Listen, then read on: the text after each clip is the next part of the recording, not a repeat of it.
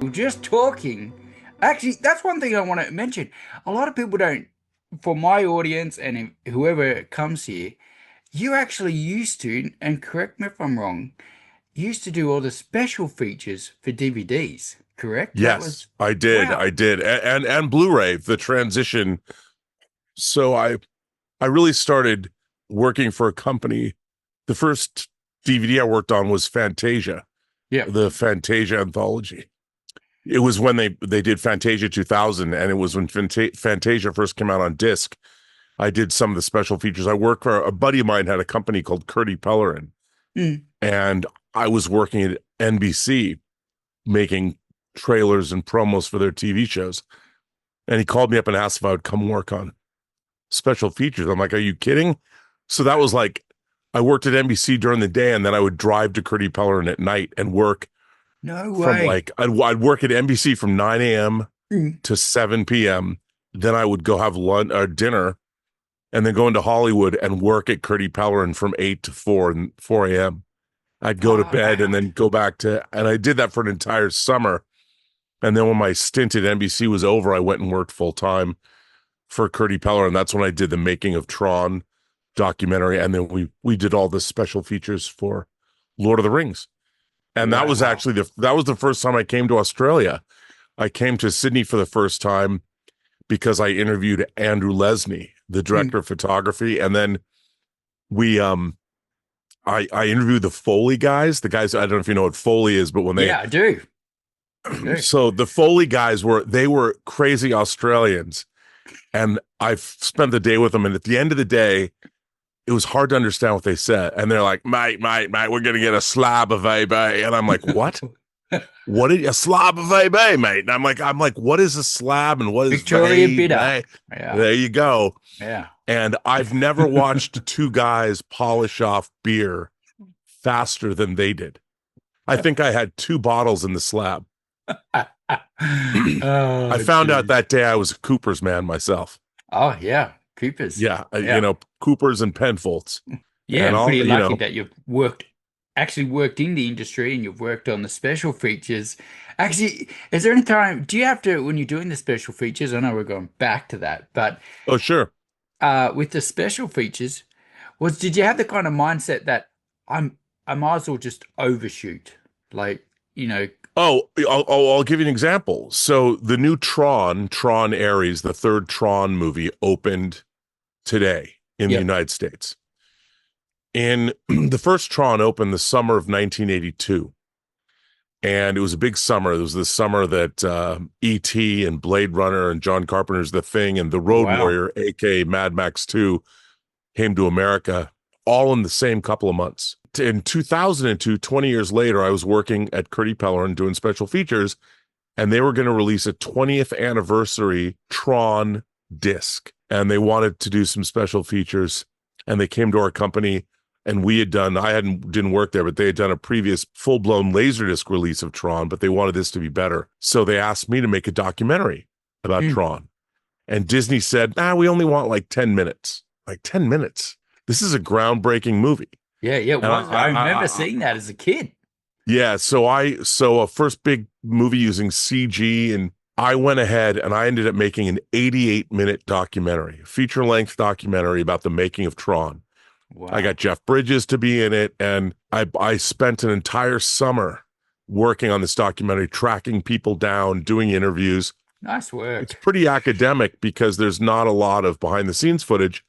But when I delivered it to Disney, they're like, what is this? We didn't want a 88-minute documentary. But when they saw it, Yeah. they could tell how much effort I put into it because I really tried to make it. It's a document, and we now live in a gaming world. Yeah. And when they still gave out awards, they had a yearly, like the Academy Awards of Special Features. My Tron documentary was nominated for Best Hey, Retrospective Documentary of the Year in 2003. well Well, done. cut to a couple weeks ago, they released the 4K of a new 8K remaster of Tron on a 4K disc, and they included my documentary. So my documentary was made 23 years ago, but it was re-released just a couple of weeks ago, and now people that are fans of the franchise can go back Yeah, and watch it. that's So awesome. Well done. Yeah, and had I not cared, Yeah, yeah. I was so it would never have happened. And that was so we always, I think there was a group of us that sort of came up. The DVD format was really introduced in 97 and 98, but by Mm, the early 2000s, there was a small group of us working in Hollywood we were kind of documentary auteurs where we were going out and making these full-blown documentaries, and we started to get embedded with productions. On Superman Returns, I was in Sydney for a year yeah, shooting Gunna to Shire, Tamworth, Sydney at Fox Studios, and I filmed everything. So I filmed thousands of hours yeah. and then put together a 3-hour documentary in the making of that movie. Yeah, then I went back to New Zealand for Lord of the Chronicles of Rings. Narnia, Oh, Chronicles and of Narnia. yeah, I went Lord of the Rings. Actually, we went Lord of the Rings, Narnia, then Superman Returns, Yeah, and that was right. great. It was great, but the studios don't pay for that anymore because they don't see the need. It's too bad It is. because It we is did some. too bad. It really is. And do you ever have to grab an actor that just finished a set, just finish? Do you ever just like, hey, can you? Do you mind just? Oh, on Superman Returns, I was following the actors around the whole time. So I was there when they were finishing takes and they were walking off set. And Mm, so if you ever watch, that's a 3-hour documentary. And we were all over Sydney and downtown and you can see, but since I was there the whole time, I was like showing you the behind the scenes on how an entire movie gets made. on my channel, I spoke to two sound mixers, and one of them had worked with Peter Weir, and comparing sound. And I said, you know what, Master and Commander is so dynamic. It's a stereo killer. And Yeah, it I, really is. and you know what, I'd put that on when I would set up home theater systems in people's house to see how much it could handle that dynamic range. It gurgled Oh, quite a few. yeah, So, for sure. but actually, recently I just found out that that disc that's now on 4K, the sound has been tempered quite a bit, and a lot of people are missing that low end on the Hmm. 4K release.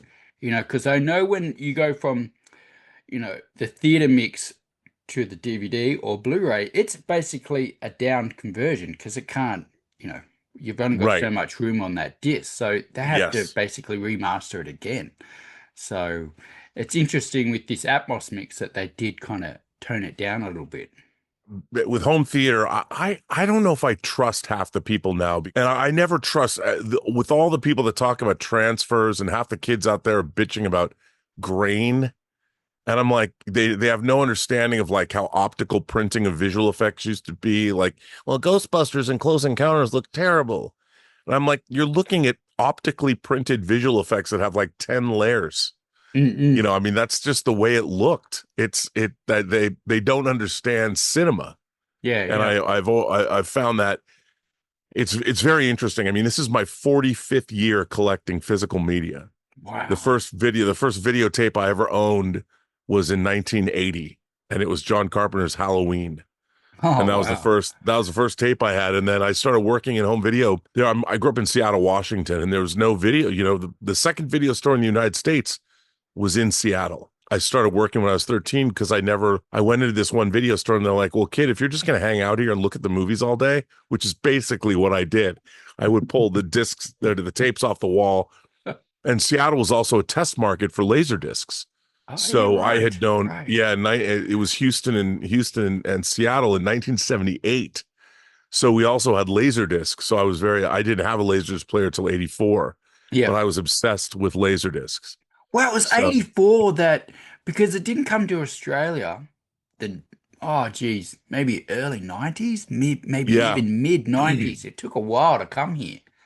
Yeah, it was big. Laserdiscs were big in Japan when they first came out, but in America, they were always niche. They were very niche. Right. I think I still have probably about 150 laserdiscs, but I haven't watched one in 25 years Yeah, okay. because once you moved into the HD world, laserdiscs are still NTSC or PAL. Yeah. So they look terrible. even though I love the packaging and I've kept some of my favorite discs. I should probably hang them from just the discs, hang them from the ceiling just as decoration. But yeah, that it's a new world now. It I is. mean, now we finally have, when I look at some of these 4K transfers, we finally have the promise of real home theater.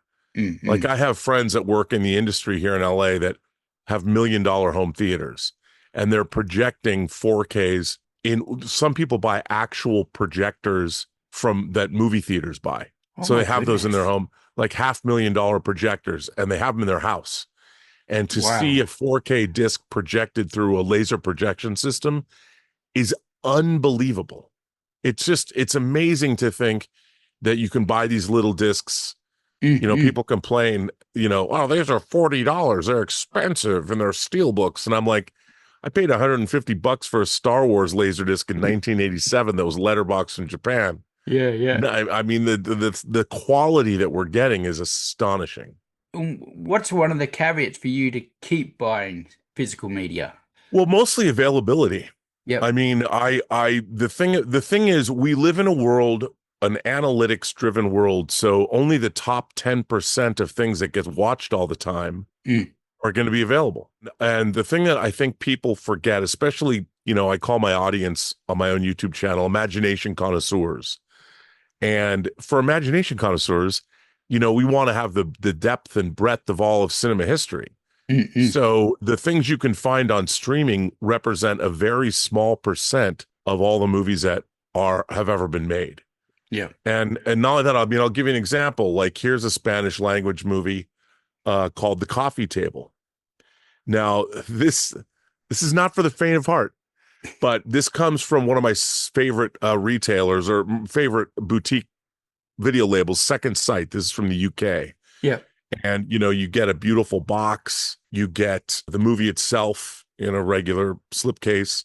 You get art cards, and then you get a book. This is actually a really nice, really extensive book Yeah, on the nice. making of the film, and on what the essays from people that like the film. And it really gives an air of that this is special. It Mm-mm. to me, as somebody who's loved cinema my whole life, I love having, it's over on the other side of this bookcase, but I have a library. I can literally walk into a corridor, and I'm surrounded with, I think I have about 4,000 discs. Wow. And Wow, that's awesome. and yeah, and it's funny. I'm like, I've got my favorite 4,000 movies. I don't think I have enough time left on this planet to watch them all. Watch. Yeah, yeah. But I think that a lot of the movies, like, here's a great New Zealand movie that Lee Tamahori directed called Once Were Warriors, Oh, yes, about the yes. Maori. Mm. It was directed by Lee Tamahori. It's, if this movie would ever be streaming, Yeah, yeah. here in America. And there's a lot of movies like that. I love genre cinema, science fiction, fantasy, horror. So there's a lot of those things that are obscure European, Mm. like Italian giallo movies, Dario Argento movies. They were very hard to get during the home video era, and now you can get them all, but they're not on streaming. So Yes. really the only way you have to get them is to buy them. Mm. So, and then movies, if you want to get you'd think in 4K, there's a lot out in 4K, but you can't even get the French Connection or the original Planet of the Apes movies or Patton in 4K. Oh, right. And it's you can get them on Blu-ray and things like that, but Mm. the studios have to, I feel like I'm making a repository of all of the cinematic arts that influenced or that I liked, because the first feature film, the first feature length motion picture was Australian, and it was about the Kelly gang. And Oh, yes. Yeah. I think it was made in 1904 or 5 or something. Film history is good because I can't remember, but I do know what Yeah, you're I talking don't, about. I have, but yeah, yeah, it I was think called, I think it it's, was called the Kelly Gang, but yeah. it was, so movies are only 100 years, sound films are only, they're going to celebrate their 100th year anniversary in Mm. 2027. So it's possible to get a handle on all of cinema history. And I Yeah. think that that's what I like, because so many of the niche movies, or the movies that aren't top 10, you never get to see them. They're just not on streaming. Yeah. And so that's, for me, collecting things. And I've I have so many film books. I'll be reading, I don't know, reading a book on film noir or French New Wave, and I'm like, I have this movie, and I'll just go get it and make dinner and go sit in my movie room and watch something that I haven't seen in a long time. Because I still study cinema. I think cinema is Mm, the greatest art form in the world, and unfortunately, it's less an art form now. It's more entertainment. yeah, The studios are cranking out. They're not cranking out Oscar-winning movies so much anymore as they're churning out spectacle, yeah, yeah. which is fine. Which is fine. We've got smaller companies that are making those Oscar bait movies, but there's just, I mean, I just look around. Like, for instance, speaking of Australia, my friend Kelvin Wellborn just picked this up for me. This is from the Australian video label Imprint. Yep. This is one of my favorite science Okay. fiction series of all I've time. never heard of that. Is that 80s It's or it's 70s? 60s. Oh, goodness. It was 69 to 71, and it's Wow. 26 episodes. But I mean, look at this box set that Imprint made. So Yeah, you've got awesome. you've got the entire series, and then they also included a really extensive book on the making of this show. And that's the And thing again, about physical media, isn't it? Like you've got it. You own it forever. It's now yeah, yours. It's not gonna, you haven't got a digital library. I think I had this happen to me.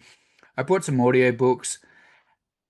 It was I Am Legend, the original I Am Legend, just yeah, short by Richard story. Matheson. Yes, and I went to go listen to that again. Gone. Not in my library now. And I went, no way. And now I more so want to have the physical copy. So if I want to go back and watch it again, it's there. And, Yeah. it's not going to just suddenly disappear or the rights transfer to someone else in 10 years' time or, yeah, that's what I like. And some people might say, oh, but it takes up room. It's like, well, at least I know I own it. Well, it also really depends on what you value. I noticed you have a Mm. box set of the X-Files up Oh, above you. yes. Yeah, yeah, yeah. So, I mean, when the X-Files now it's over 30 years old. I mean, it debuted over 30 years ago. How many people are watching X-Files? If you want to go watch it again, how Yes. can you do that? And Yeah. and that's like UFO is a show that I dearly love, but it's hard to find Mm. and it's not necessarily streaming. So I can watch it whenever I want, which is great.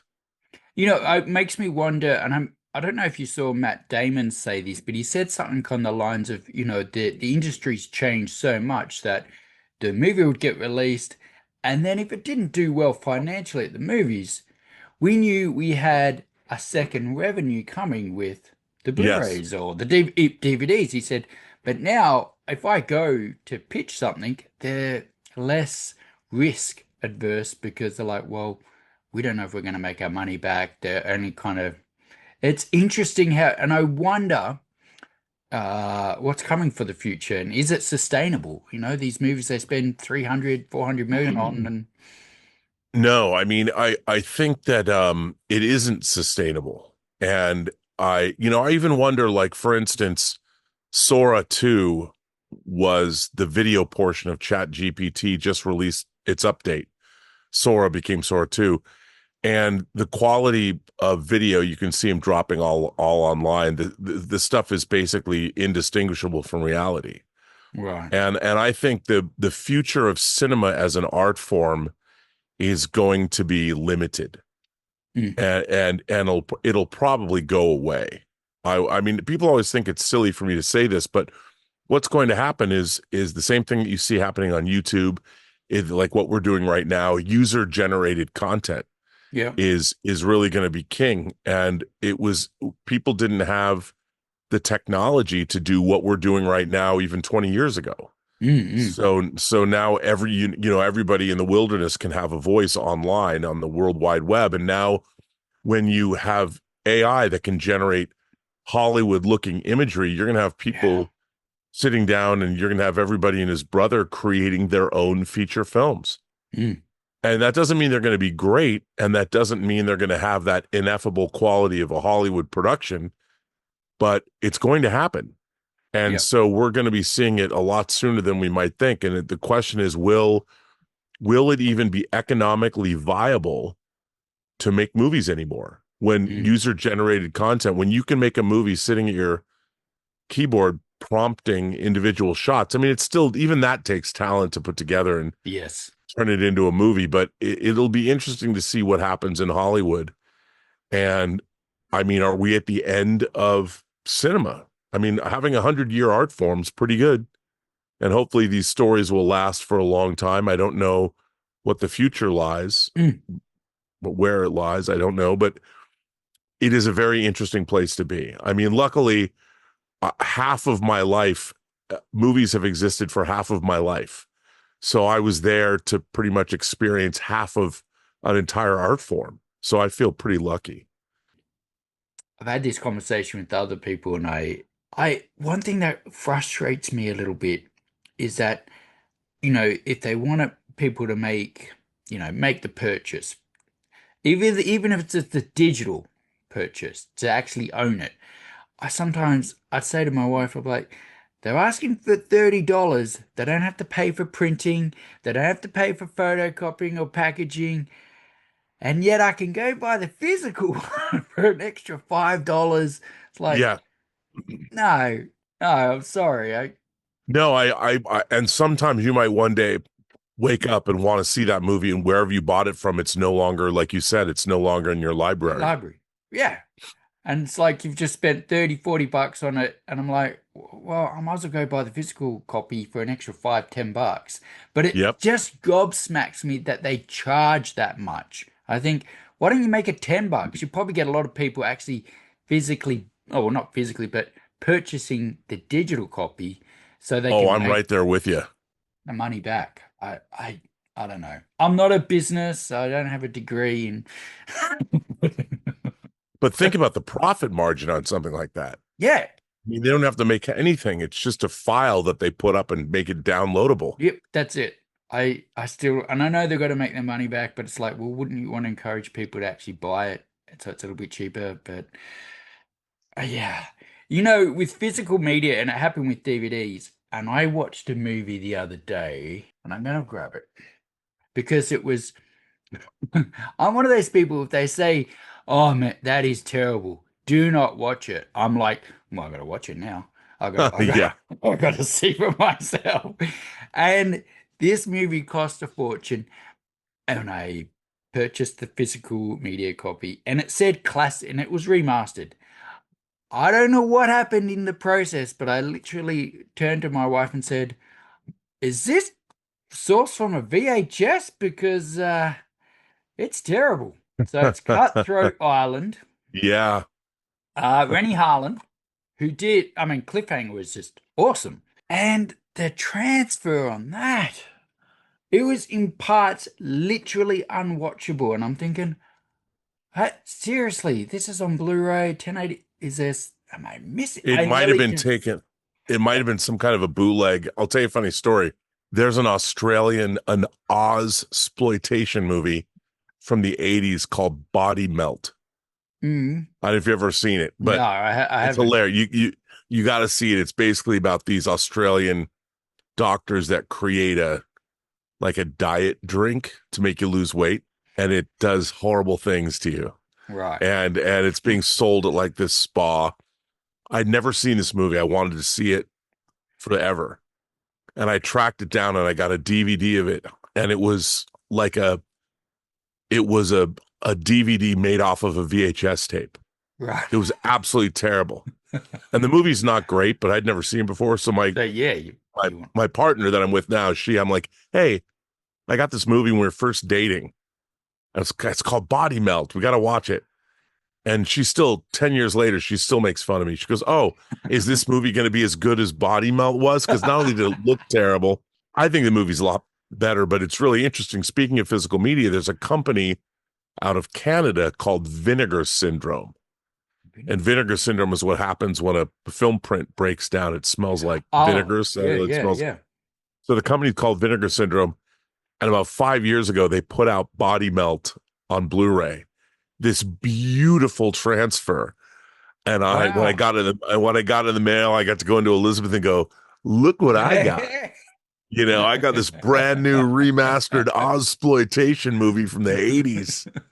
And that's why you have physical media. First of all, who in America has even heard of Body Melt? And Mhm. now you can watch it in beautiful high definition. Yeah. Yeah. It's pretty, credit to them to actually sourcing the original, film Well, negative.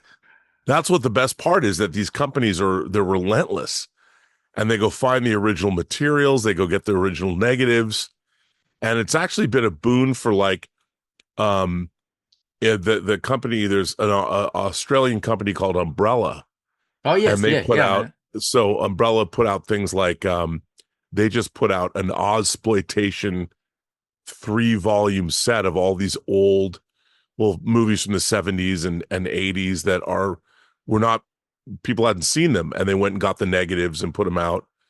Or like, when Criterion or Second Sight puts out Peter Weir's Picnic at Hanging Rock, or Yeah. The Cars That Ate Paris, or The Last Wave, or something like that. I mean, Umbrella's a great company. It's cost an arm and leg to import their discs to America, but I love Umbrella's stuff. They always put out, they have great horror titles. They're putting out a movie called Lake Mungo I want to buy from them, Yeah. but they're great. Imprint, Umbrella, Via Vision, I'm always buying stuff from them. Renfield? I've Yeah. got Renfield. It didn't get released, but in Europe it was released. So I thought, okay, well, I'll get it. Yep. Awesome. The transfer is really nice. The colors they really just pop. Um, and that's one thing actually I was a bit surprised in looking up there. Voyage of the Demeter. Yeah. That sure. One thing I've noticed Universal, and I think it's Universal, they'll release the Blu-ray and then a couple of months later they'll do the 4K. And I'm like, can't you just release I, them? I I hate that too. They like drop the Blu-ray to gauge if there's enough interest to put out the 4K. I hate when they do that. I Just give know. me the It's like, four. come on. So, because it's all if it's already filmed in 2K or 4K, Yeah. surely it's like, well, why wouldn't you just transfer it so you're not actually going back and then because in some way you're double dipping and then you're gonna have to pay someone to it's like just do it Yes. once. So and I noticed that with Megan and then they did that with Abigail as well. That the kind of Yes. horror genre seems to yeah, Well, because the horror fans buy stuff. yeah, We go out right. and buy these movies. That's why so many of these boutique labels deal in horror films, because they know that there's an audience. We're collectors. We're gonna, like that coffee table disc. I mean, Yeah. Yeah. Second Sight knows that we're gonna buy that stuff. So, which is great. I just got the big Nightmare on Elm Street 4K box set, Oh and this wow. has the seven. It even has Nightmare on Elm Street. I forget which one is in 3D, but it comes with 3D glasses, so you can No actually way. watch in 3D. So yeah, it's great. I You remember my know, sisters talking about that. I was born in the 70s, so I'm getting close to 50 myself. yeah. But I ne you know what you're going to be disappointed, Rob. I'm not much of a I'm a bit of a wuss. I don't do horror. And Oh, that's okay. I haven't actually seen Nightmare on Elm Street. And my sisters, I remember when they watched it, and they were talking, because it was the 80s, and geez, the 80s was an awesome time. I tell you It what. was. Well, I'll tell you, okay, here's an Australian, the Spears Brothers. This is a movie they made called Daybreakers, Oh, yes, I remember that. with It's got Sam Neill and Sam Neill and Ethan Ethan Hawke's in Hawke. it. Yeah. Now, Umbrella released a very cool version of this, but this just came out from Lionsgate Limited, and this is so it's got a lenticular cover, Oh, nice, and nice. then this is a steel book. So, which is really cool. And you open it up and you got the digital copy, and the steel book itself is like art. Yeah, it's So, awesome. and now this is because I'm nuts. I have the Australian version and I have this Lionsgate version. I'm a big fan of these guys' movies. They made a movie that I love called Predestination. Yes, I remember Again, that one. with Sarah Snook Yes, Sarah. from Sarah, the beautiful redhead girl that was in Yes. Succession. Succession. She Yes, that's she it. she's in Predestination along with Ethan Hawke, She was which also is in a The great movie. Dressmaker as well. I think it was Yeah. The Dressmaker Yep. with Kate Winslet. Nice Yep. little Aussie film. No, So, I saw it in the theater. oh yeah, that was that's a good. You know, there's another one of Taika's early movies, and I still love it. I still have it. Is Hunt for the Wilder People. Oh, so good. Still, Yeah, still no, makes me I'm a laugh. big fan. And there's a lot of, I mean, I have a lot of great Australian exploitation movies. There's a biker movie called Stone that was made in the 70s that's definitely worth checking out. Sounds familiar. You know, did you ever Yeah. see, because you're into horror, there was, and he ended up going on to direct Highlander. Russell, Yeah, Razorback. that's it. Yeah. Razorback. Ah, that I got a So, few sleepless nights. I had to get therapy later, but yeah, I'm okay now. So, yeah, Razorback. So Russell Mulcahy directed all of Duran Duran's early music videos, yeah, like from yeah. the Rio album, and Razorback was his first movie, his first feature. And then he went Yes. on to do the Highlander 1. I think he did Highlander 2 as well. Oh, He did a Highlander really he 2. d- Yeah, it's the less said the better. But he did a really interesting like the movie Seven, David Fincher's Seven. There was a lot of people that did Seven ripoffs, and Russell Mulcahy made one of my favorite of the Seven ripoffs. It's a movie called Resurrection With Christopher that Lambert. stars Yes. yes. Yeah, You I know never it. got around to seeing that. Yeah, I do. And I remember going because I was a huge Christopher Lambert fan. And I Yep. saw that he's kind of kneeling over this cross on the cover Yeah. here. And I was like, oh, I'll have to go around and watch that one day. But Well, if you're a bit of a wuss, I wouldn't. It's okay, pretty well, brutal. But you should watch it anyway, just because it's fun. You'll love it. you know, It's if I good. have one, and I put this on my Instagram, if I have one little request with the Highlander remake, I know, you know, it's a remake, and I have the attitude of I go see the movie they have made, not the movie Yeah. I want made. You know, like, what are Right. you doing Sure. with this?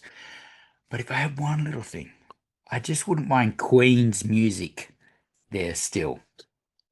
Yeah, I think they're gonna have somebody redo it, or they're gonna have to. You can't not have some of Queen's music. I know, Princes of the Universe. Princeton, you gotta have that.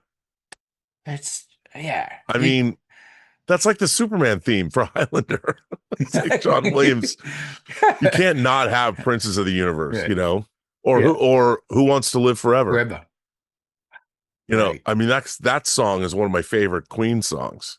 Oh, it's or actually that it's a kind of magic. That's probably my favorite Queen album.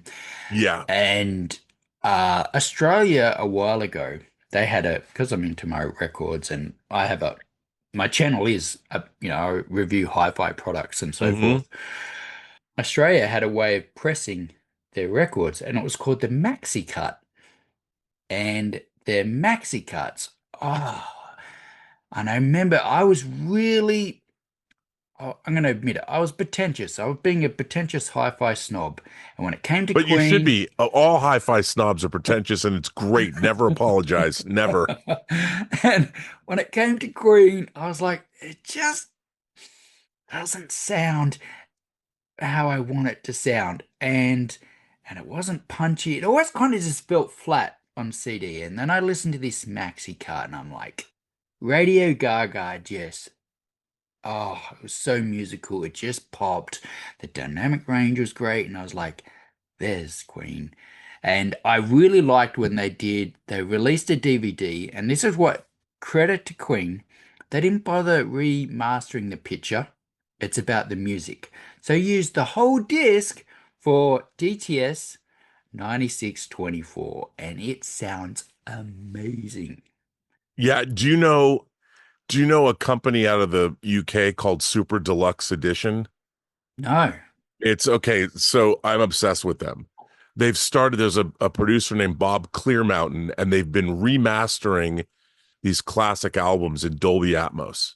Right. So they're going back and they're getting and they've been doing a lot of 80s albums. And they did like they just announced Tears for Fears, Oh, great song. their second album coming out, and they're like they're not that they're like 25 pounds, 35 pounds, but and so they'll give you the original digital mix because it's the CD mix, and then they'll give you like a 5.1 mix, but then they'll give you the brand new Dolby Atmos mix, and they're getting the best producers in the world. Hopefully, if they're still alive, they get the producers who worked on the album in the first place. But what's wild about these Atmos mixes is you hear things you've never heard before. Like they'll include, if somebody coughs or there's a scrape on the chair on the floor, and I just sit and listen. They're unbelievable. And I'm obsessed with these. And this guy, Bob Clearmountain, is like one of the great music producers of all time. And they just keep releasing them. Like the last one they just put out was Brian Ferry's Boys and Girls from like 85, I think. And he was from Roxy Music. They did Roxy Music's Avalon, which is a favorite record of mine from the 80s. And they put out Queen, and they have a website, Super Deluxe Edition. But if you don't buy them, like if there's one that's if there's one that and they put them up for pre-order for like 3 or 4 weeks. But if you don't pre-order it, then they're finished. Oh, so they only print what's being requested. Yeah, so if you don't, and sometimes I'll forget to check their website and I will have missed something. Yeah, right. And then I'm like, damn it. And then you have to go buy it for like 3 times what it costs. Oh, yeah. But look, enjoy your Friday night. It was great to talk to you. Yeah, you too. Thanks, Rob. And I appreciate it. This has been great. And I'll stay in touch, buddy. Yeah, stay in touch. And this is so much fun. Okay, buddy. All right. All right. Cheers.